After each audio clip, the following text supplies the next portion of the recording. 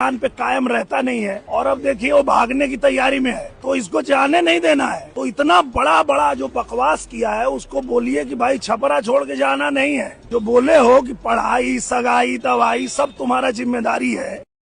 में एक चीज मैंने सीखी है, सवाल कोई याद रखे नहीं रखे, आपके जवाब दुनिया याद रखती है।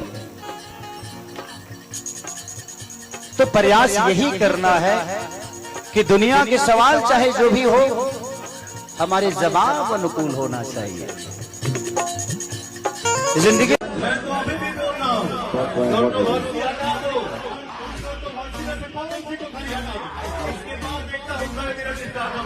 बनावटी बनावला से हुई रे, कहावत कहला से हुई। हमरा फेरा में मत परस भाई, पागल हो दिवस तनी के हम 24 घंटा काम करिले, होई मेहनत ना होई तो जब मेहनत ना होई तो जना में बड़ा लोतने में खेला लो।